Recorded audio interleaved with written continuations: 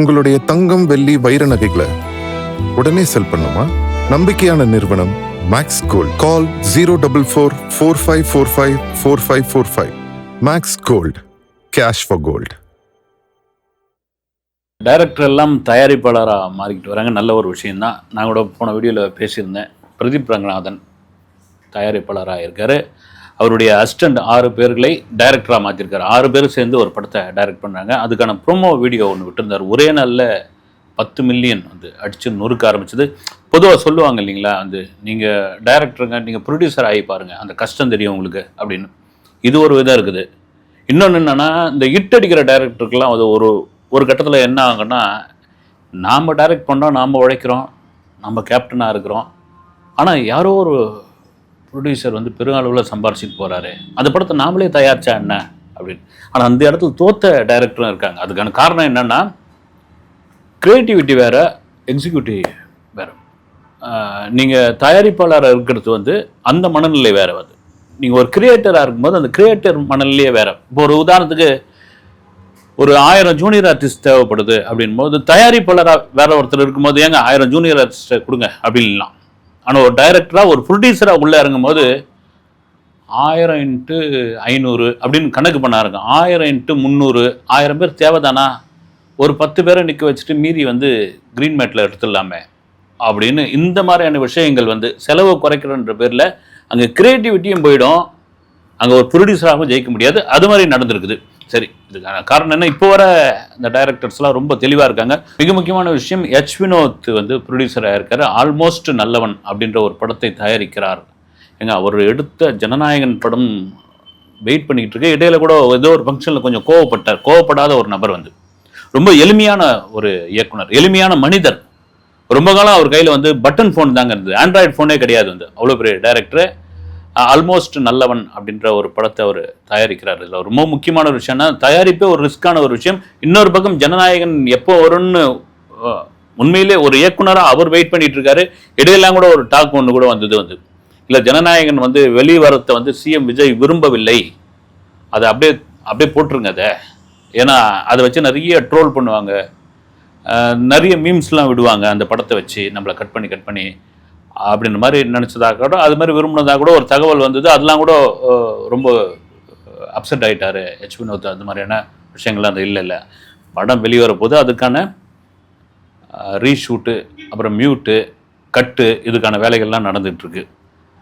இது சொல்கிறதுக்கான காரணம் என்னென்னா, கிட்டத்தட்ட ஒரு 6-7 மாதம் ராஜ்கமல் ஃபிலிம்ஸில் கமலஹாசனுக்காக ஒரு படம் பண்ணுறதுக்காக ராஜ்கமல் ஃபிலிம்ஸுக்கு போயிட்டு வந்துட்டு இருந்தவர் தான் எச் வினோத். அதுக்கப்புறம் அந்த ப்ராஜெக்ட் ரெடி ஆகலை. இப்படி இப்போ எச் வினோத்லாம் ஒரு பெரிய சம்பளம்னு ஒன்றும் வாங்கியிருக்க முடியாது. ஏன்னா எடுத்தது 4 படங்கள் தான். ஆனால் ரிஸ்க்கான இந்த தயாரிப்பு அப்படின்ற ஒரு இடத்துல இவங்க எப்படி ரிஸ்க் எடுக்கிறாங்க அப்படிங்கும்போது, கண்டென்ட் மேலே மிக முக்கியமான விஷயம், கண்டென்ட் மேலே உள்ள ஒரு நம்பிக்கை தான் இந்த ஆல்மோஸ்ட் நல்லவன். இதில் பாருங்கள், இந்த படத்தில் ஹீரோ யார்னா, இந்த குக் வித் கோமாளி, பிக் பாஸில் கலந்துக்கிட்ட ராஜ் ஜெயமோகன். ஓகே, கண்டிப்பாக அவர் தான் அந்த படத்தை டைரக்ட் பண்ணி நடிக்கிறாரு. கண்டிப்பாக ஒரு வித்தியாசமான ஒரு வலுவான ஸ்கிரிப்டாக இருக்கும்னு நினைக்கிறேன். நான் வந்து எச் வினோத் அந்த அளவுக்கு இறங்கி நான் தயாரிக்கிறேன் அப்படின்னு போங்க அப்படின்னு சொல்லியிருக்காரு. இன்னொரு பக்கம், நேற்று தோனிக்கு பிறந்த நாள், தலைக்கு வாழ்த்து சொன்ன தளபதி அப்படின்னு கூட சொல்லலாம். அது ஏன்னா இந்தியாவை தாண்டி உலகத்தில் உள்ள அத்தனை கிரிக்கெட் ரசிகர்களும் தோனியை கொண்டாடி திட்டுக்கிட்டு இருக்காங்க. அவர் இந்திய டீம்லேருந்து ரிட்டையர்மெண்ட் ஆகிட்டாலும் இன்னும் சென்னை பையன்தான் வந்து விசில் போடு அப்படின்னு. இங்கே மெட்ராஸில் சென்னையில் இறங்கிட்டார்னா தமிழ்நாட்டுக்காரராகவே மாறிடுவார். ஒரு ஜார்க்கண்டில் பிறந்தவர் அப்படின்னாலும், நான் ஒரு தமிழ்நாட்டுக்காரன் தான், நான் சென்னை ஆள் தாங்க அப்படின்ற அளவுக்கு. இதில் முக்கியமான விஷயம், சிஎம் விஜய் எக்ஸ் வலைதளத்தில் அப்படி புகழ்ந்து அவரை, அதாவது வந்து ஒரு இந்தியா டீமோட ஒரு கூல் கேப்டன் அவர் அப்படின்னு. ஏறக்குறைய விஜயம் அப்படி தான் சினிமாவில். அது நீங்கள் தோனி மாதிரியே தான் விஜயம். பெரிய அளவில் டென்ஷனே ஆக மாட்டார் அவர். அதிகபட்சமான டென்ஷன் வந்து அப்படி ஒரு முறை மறைக்கிறது தான். தோனி கூட நீங்கள் பார்த்துருந்தீங்கன்னா தெரியும், யாராவது சரியாக விளையாடலைன்னா ஒரு சின்னதாக ஒரு முறை மட்டும் தான் மறைப்பார் வந்து, இல்லைன்னா ஒரு சின்ன சவுண்ட் ஒன்று கொடுப்பாரு. அதனால தான் 2 பேருக்கும் சிங்க் ஆகிடுச்சான்னு தெரியல. நல்லா ஒரு விஷயம் கூட உங்களுக்கு தெரிஞ்சிருக்குன்னு நினைக்கிறேன். 2017 பீஸ்ட் படம் ஷூட்டிங் நடந்துகிட்டு இருக்கும்பொழுது பூந்தமல்லி நெடுஞ்சாலையில் இருக்கிற கோகுலம் ஸ்டுடியோவில் ஒரு பக்கம் பீஸ்ட் படத்தோட ஷூட்டிங்கு, இன்னொரு ஃப்ளோரில் வந்து தோனி நடிக்கிற ஒரு விளம்பர படம்.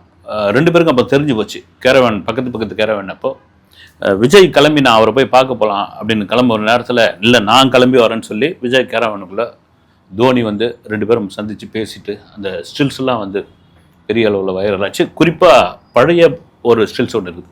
அப்போ சென்னை சூப்பர் கிங்கோடைய ஒரு அம்பாசிடர், பிராண்ட் அம்பாசிடராக விஜய் இருந்த பொழுது தன் மகன் ஜேசன் சஞ்சய் அப்படி தோளில் வச்சுக்கிட்டு அந்த மஞ்சள் ட்ரெஸ்ஸை போட்டுக்கிட்டு தோனி கூட நிற்கிற அந்த ஸ்டில் வந்து பயங்கர பிரபலம்.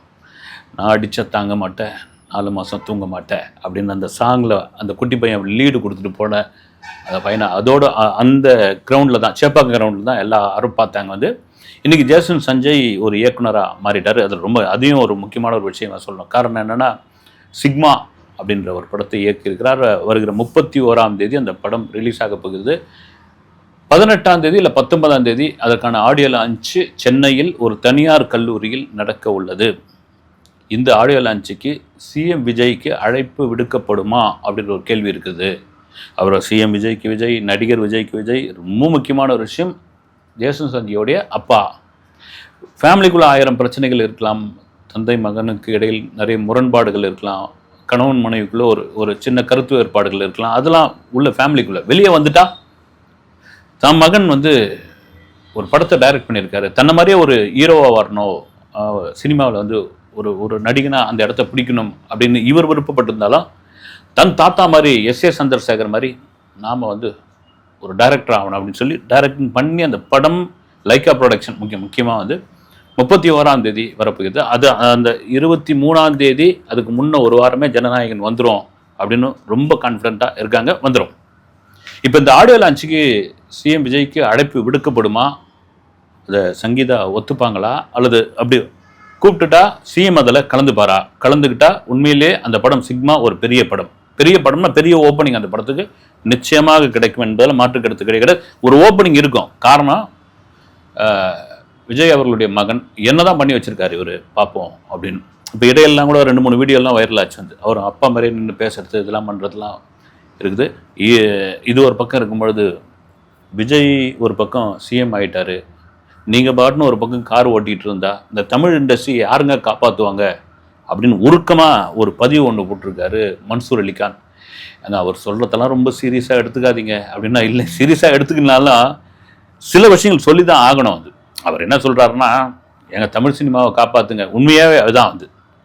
ஏன்னா விஜய், அஜித், ரஜினி 3 பேர் படங்கள் தான் ஒரு ஓப்பனிங் இருக்குது. அது விஜய் படத்துக்கு ஒரு பெரிய ஓப்பனிங் இருக்குது. அவர் அரசியலுக்குள்ளே போயிட்டார். அவருடைய கடைசி படம்னு அறிவிச்சாச்சு. இன்றைக்கி இந்த கோடம்பாக்கம் பக்கமே வராமல் துபாய், ஃப்ரான்ஸு, நெதர்லாந்துன்னு இப்படியா ஃபுட்பால் நடக்கிற ஊரில் நாட்டிலாம் போயிட்டு இன்றைக்கி பாட்டு கார் ரேஸ் ஓட்டிகிட்டு இருக்கீங்க. வாங்க வந்து ஒரு படத்தை நடிங்க, நடித்து தமிழ் இண்டஸ்ட்ரியை காப்பாற்றுங்க.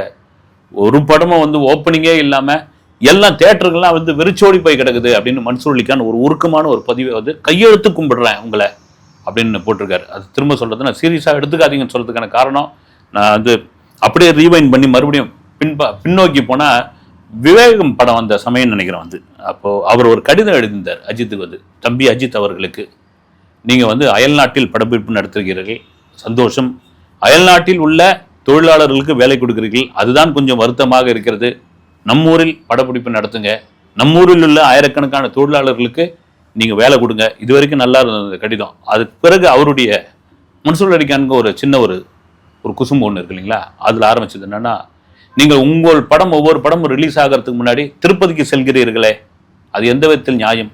இங்கு உள்ள தமிழ் கடவுள் முருகப்பெருமானுடைய அறுபடை வீடு இருக்குது, ஏதாவது ஒரு கோயிலுக்கு போகலாமே அப்படின்னு சொல்லி ஒரு கடிதம் எழுதி, அப்போ அஜித் ரசிகர்லாம் செம்ம பயங்கர இதில் இருந்தாங்க. வந்து போட்டு சோஷியல் மீடியாவில் வெல்லுன்னு இழுத்தாங்க. அதை மன்சூர் அலிகான் பார்த்தாரா இல்லையான்னு தெரியல. ஏன்னா அவருக்கு சீசனுக்கு தகுந்த மாதிரி ஏதாவது ஒன்று சொல்லிட்டு இருப்பார். திடீர்னு தாவேக்காவில் போய் சேர்றேன்னு சொல்லி இந்த பனையூரில் அவர் யாருமே பெருசாக புஷி ஆனதுலேருந்து யாருமே ஒன்றும் பெருசாக கண்டுக்கல. சரி வந்துட்டார் அப்படின்றதுக்காக அமுச்சு விட்டாங்க. ஏன்னா திடீர்னு நாளைக்கு வந்து சிஎம் விஜய்க்கு எதிராக விமர்சனம் பண்ணி பேசினாலும் பேசுவார். வந்து அதனால் அவர் போக்கில் அவர் விட்டுருவோம். ஒரு கோரிக்கையை வச்சுருக்காரு. மறைந்த பாக்கியராஜ் அவர்களுடைய அந்த இறுதி அஞ்சலியில் நீங்கள் ஏன் கலந்துக்கல அப்படின்னு ஊர்வசியிடம் பழம்பெரும் நடிகைன்னு சொல்லாமல் மிடில் நடிகைன்னு சொல்லாமல். ஏன்னா முந்தானை முடிச்சுன்னு ஒரு படம் தான் வந்து பாக்யராஜ் அவர்களுடைய திரைவாழ்வில் மிக முக்கியமான படம். அதாவது சூப்பர் டூப்பர் ஹிட்டுன்னு வாங்க இல்லைங்களா, அது மாதிரி. நீங்கள் இந்த பிஎன்சின்னு வாங்கல, நான் எனக்கு தெரியும் வந்து எங்கள் ஊரில் ரொம்ப நாளாக அந்த ஷீல்டு சௌந்தரின்னு ஒரு தேட்டர் இருந்தது. அந்த தேட்டரில் 80 நாள் ஓடினதுக்காக அந்த ஷீல்டு வச்சுருந்தாங்க வந்து. அதை போய் நாங்கள் பார்த்துக்கிட்டு இருப்போம் வந்து. அது எங்கள் ஊரில் வாங்கின ஒரே ஷீல்டு அந்த படத்துக்காக தான் இருக்குன்னு 80 நாள் ஓடி இருக்குது. ஒரு சின்ன ஊரில் அப்போது சி சென்டர்லேயும் அந்த படம் வந்து 50 நாளுக்கு மேலே ஓடிச்சு. அப்போ பாருங்கள், ஏ சென்டர்லாம் சிட்டிலாம் எப்படி கலக்கியிருக்கோம் பாருங்கள். அந்த அதில் அறிமுகமானவங்க தான் வந்து ஊர்வசி. அதாவது அவங்க சிஸ்டருக்காக வாய்ப்பு கேட்டு அவங்க அம்மா போனப்போ ஒரு துருன்னு ஓடிக்கிட்டு இருந்த, இல்லை இந்த இந்த இவங்க வேணாங்க, கல்பனா, மறைந்த கல்பனா, இந்த பொண்ணு கரெக்டாக இருக்கும், இந்த பொண்ணு இல்லைங்க அவங்க படிக்கிறாங்க, இல்லைங்க இந்த பொண்ணு தாங்க, இந்த பொண்ணை ஃபிக்ஸ் பண்ணிக்கிறேங்க, இவங்க தாங்க முந்தான முடிச்சு நடிப்பாங்கன்னு சொல்லி, நடிப்பே வரல எனக்கு, ஆனால் பாக்யராஜ் சார் சொல்லி கொடுத்தது தான் அப்படின்னு சொல்லி மைக்கேல் மதன காமராஜன்னா கம்மல்லையே தூக்கி சாப்பிட்ருப்பாங்க ஊர்வசி, வெளுத்திருப்பாங்க. அவங்ககிட்ட தான் அந்த கேள்வி கேட்குறாங்க. உங்களுடைய திரைவாழ்வில் அவ்வளோ பெரிய ஒரு முக்கியத்துவமான ஒரு இடத்துக்கு கொண்டு வந்து நிறுத்தினவர் வந்து பாக்யராஜ். அறிமுகம் சாதாரண விஷயம் கிடையாது இல்லையா. அதே முந்தான முடிச்சில் தான் கோவை சார்லாம் அறிமுகம் ஆனாங்க. அப்போ ஏன் நீங்கள் இறுதி அஞ்சலிக்கு வரல அப்படின்னா, இல்லை எனக்கு வந்து அவரை வந்து இன்றைக்கும் கோட்டு சூட்டில், பாக்யராஜ் அவரில் கோட்டு சூட்டில் பார்த்த ஒரு உருவம் என் மனசுக்குள்ளேயே இருக்குது. அது நான் வந்து ரொம்ப எமோஷ்னல் வந்து பயங்கரமாக நான் வெளிப்படுத்திடுவேன், என்னால் கட்டுப்படுத்த முடியாது. அவருடைய அந்த உடலை வந்து ஐஸ் பெட்டியில் இருக்கிற அந்த காட்சியை நான் பார்த்தா எத்தனை மீடியா என்ன இருக்குதுன்னு தெரியாது, நான் கத்திடுவேன், கதறிடுவேன், எனக்கு அந்த அந்த அது பார்க்குறதுக்கான எனக்கு அந்த சக்தியே கிடையாது அப்படின்னு சொல்கிறது என்னென்னா, அது கூட ஒரு குரு காணிக்கை, ஒரு அதீதமான ஒரு பாசம்னு சொல்லாங்க வந்து. ஏன்னா சில பேரால் அது முடியாது வந்து. ஏன்னா இந்த நீங்கள் சொல்கிற விமர்சனுக்கு இதுதான் என் பதில், நீங்கள் நம்பினா நம்புங்க, நம்ப காட்டியே போங்க அப்படின்னு அவங்க உடஞ்சி அழுதுருக்காங்க வந்து. இப்போ ரவி மோகன் கனிஷா விவகாரம் முடியவே முடியாது பொழுது. சரி, அது ஒரு பக்கம் அந்த துபாய் மெட்ரோ ஓடிட்டு இருக்கு, அதுக்கு நான் ஒரு வீடியோ பேசியிருந்தேன். இப்போ சமீபத்தில் ஒரு விருது வழங்கும் விழாவில் வந்து பேசியிருக்காரு ரவி மோகன் வந்து, ரொம்ப உருக்கமாக பேசியிருக்காரு. அவர் சொன்ன விஷயம் என்னென்னா, எனக்கு 46 வயசாகுதுங்க, 23 வருஷம் நான் சினிமாவுக்குள்ளே இருந்துட்டேன், அதுவும் என்னுடைய பாதி வருஷத்தை சினிமாவிலே நான் கழிச்சிட்டேன். அப்படி இருக்கும்போது திடீர்னு நான் ஒரு ப்ரெஸ் மீட் வச்சு என்னுடைய வாழ்க்கையில் அந்த விவாகரத்து கிடைக்கிற வரைக்கும் நான் சினிமாவிலே நடிக்க மாட்டேன், சினிமா பக்கமே தலை வச்சு படுக்க மாட்டேன் அப்படின்னு ஒரு வார்த்தையை நான் உணர்ச்சி வசப்பட்டு நான் சொல்லிட்டேன். அப்படி சொன்ன பிறகு என்னுடைய ஃபேன்ஸு, என்னுடைய வெல்விஷர்ஸ் எவ்வளோ பேர் வந்து எனக்கு ஃபோன் பண்ணாங்க, மெயில் அனுப்பிச்சாங்க, என்னுடைய வாட்ஸ்அப்பில் வந்து தகவலாக சொன்னாங்க, என்னங்க இப்படி ஒரு முடிவு எடுத்துட்டீங்க அப்படின்னு. இல்லை, அது எனக்கு அதை படித்த பிறகு பெரிய மன வருத்தமாக இருந்தது. ஏதோ ஒரு கோபத்துலேயும் ஒரு எமோஷன்லேயும் அது மாதிரி நான் சொல்லிட்டேன். நான் அதுக்கு உங்ககிட்ட நான் சாரி கேட்டுக்கிறேன். ஏன்னா சினிமா தான் எனக்கு இந்த அளவுக்கு ஒரு பெரிய உயரத்தை கொண்டு வந்து நிறுத்துது. அவங்க ஃபேமிலியே சினிமா ஃபேமிலி தான், எல்லாருக்கும் தெரியும் வந்து. ஏதோ பர்சனலாக ஒவ்வொரு மனுஷனுக்கும் வாழ்க்கையில் சில என்ன சொல்கிறது, நேரம் சரியில்லைன்னு வாங்க இல்லைங்களா. நம்ம ஊரில் நேரம் சரியில்லைன்னா அப்படி தான், ஒட்டகத்து மேலே போனால் கூட நாய் கடிக்கும் அப்படின்னு வாங்குது. அது மாதிரி இந்த நேரம் சரியில்லாதது அது இன்னமும் சரியாகாத ஒரு விஷயமா இருக்குது. அதே வேளையில் நான் சொன்னதை வந்து வாபஸ் வாங்கிக்கிறேன், என்னை மன்னிச்சிடுங்க, நான் தொடர்ந்து சினிமாவில் பயணிப்பேன். பழைய ஜெயம் ரவியா அந்த பேர் தாங்க நல்லா இருக்குது. ஏன் இவர் ரவி மோகன் மாற்றினாருன்னு தெரியல. சில இது எந்த பேர் எவ்வளோ பேருக்கு நம்பிக்கை இருக்குதுன்னு தெரியல வந்து. இந்த பெயர் மாற்றம் கூட சில பேருக்கு வந்து எதிர்வினையாக மாறும் வந்து, சில பேருக்கு ஒர்க் அவுட் ஆகிடும் வந்து. எனக்கு தெரிஞ்சு அப்படி தான் நினைக்கிறேன் வந்து. நான் திரும்ப சொல்லிட்டேன், அது எத்தனை பேருக்கு நம்பிக்கை இருக்குதுன்னு தெரியல. அவர் ஒரு உருக்கமான ஒரு பதிவு போட்டிருக்காரு. நல்ல ஆர்டிஸ்ட்டுங்க வந்து, நல்ல ஆர்டிஸ்ட். திரும்ப சொல்கிறது என்னென்னா, அப்பா ஒரு எடிட்டர், அண்ணன் ஒரு டைரக்டர், இவங்களை உருவாக்குறது, இவர் உருவாக்குனதில் அவங்க 2 பேருக்கும் மிகப்பெரிய பங்கு உண்டு. பர்சனல் வாழ்க்கை, அந்த வாழ்க்கைக்குள்ளே நம்ம போயிட்டு எந்த கருத்து சொல்ல முடியாது. அது பொது வழியில் வந்து பேசிட்டாங்க. பேசின பிறகு இப்போ ஒரு அந்த பதிவு போட்ட பிறகு ஃபேன்ஸ் எல்லாம் வந்து நல்ல மனுஷன்யா, ஏன் இது மாதிரி வந்து மாறி மாறி மாறி பேசுகிறாரு, ஏன் இப்படி. துபாய் சம்பவத்தை கூட பார்த்திங்கன்னா ஒரு கசப்பான அனுபவங்கள்லாம் கூட நடந்திருக்குது வந்து. ஓகே, இது பண்ணிடும். ஏன்னா சினிமா வந்து யாரை இங்கே கீழே வச்சுருக்கோம், யாரை மேலே தூக்கும், யாரை அடுத்த லெவலில் கொண்டு போகும் அப்படின்ட்டு வந்து கணிக்கவே முடியாது. ஓகே, ரவி மோகன் ஒரு பெரிய இடத்தை பிடிக்கட்டும், மறுபடியும் கம்பேக்காக சினிமாவில் வந்து அடித்து தூள் கலப்பட்டோம். அடுத்த வீடியோவில் சந்திக்கிறேன். நன்றி.